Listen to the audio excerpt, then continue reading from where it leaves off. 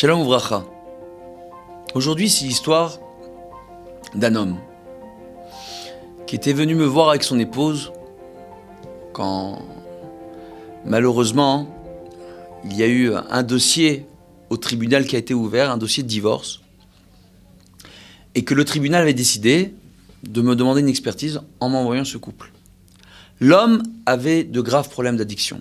Il avait une addiction au jeu, il avait une addiction à l'alcool, il avait une addiction aux drogues. Et malheureusement, lorsqu'il était sous l'emprise de ces drogues, de ces manques, il lui arrivait d'être violent, verbalement, et parfois même physiquement, à l'égard de sa femme et de ses enfants. Et tel que je vous décris cette affaire, pour n'importe quelle autre personne, c'était déjà un dossier perdu d'avance. Et pourtant, en discutant avec ce couple, en essayant de raisonner, en essayant de toucher l'âme de cet homme, j'ai fini par le convaincre d'accepter d'aller en cure de désintoxication. C'est chose qui a été très compliquée pour cette personne. En lui faisant comprendre que son foyer avait besoin de lui.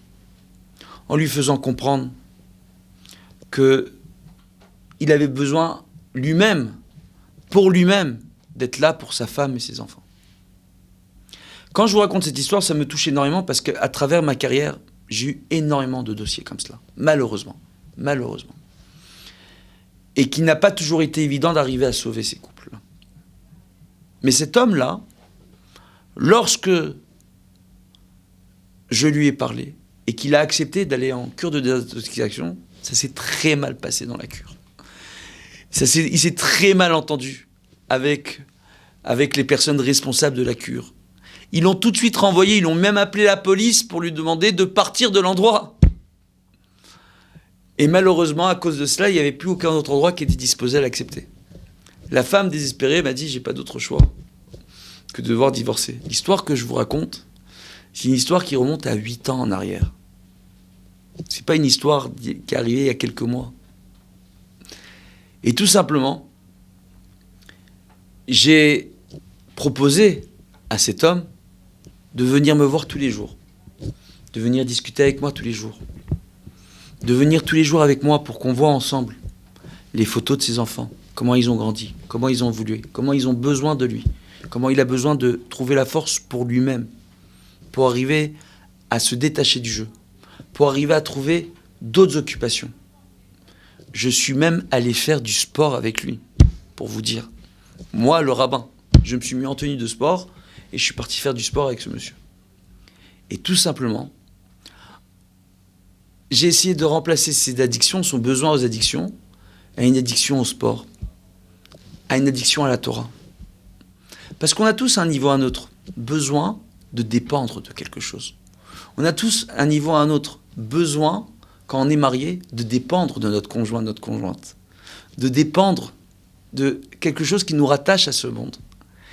Et ça peut tout simplement parfois se mélanger en situation de stress, en situation tout simplement de désespoir total, à une addiction, d'accord, ce besoin, non pas de dépendance, mais d'appartenance.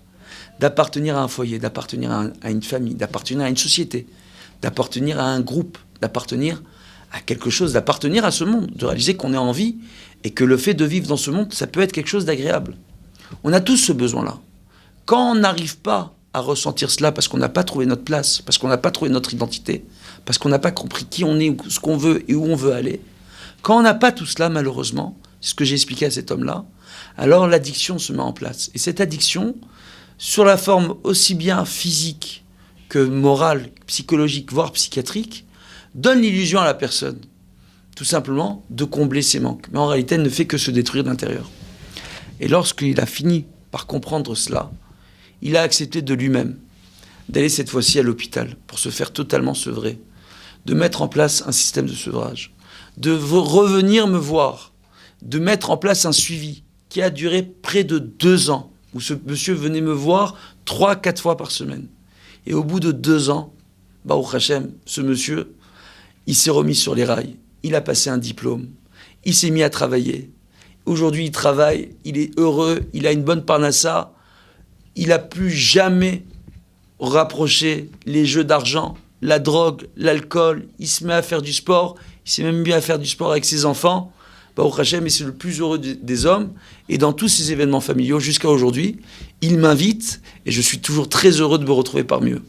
En espérant que cette histoire puisse donner l'occasion à ceux qui peuvent se retrouver dans ce type de situation, aux femmes et aux maris qui peuvent se retrouver bloqués dans une situation qui leur paraît être une impasse sans issue, de prendre le courage, d'aller vers une aide professionnelle, d'en parler autour d'eux, afin de se faire aider Bezrat Hashem, pour arriver à sortir de ce mauvais pas le maximum de personnes, Bezrat Hashem, en réparant ce monde à travers l'entraide que Dieu veut pour chacun d'entre nous.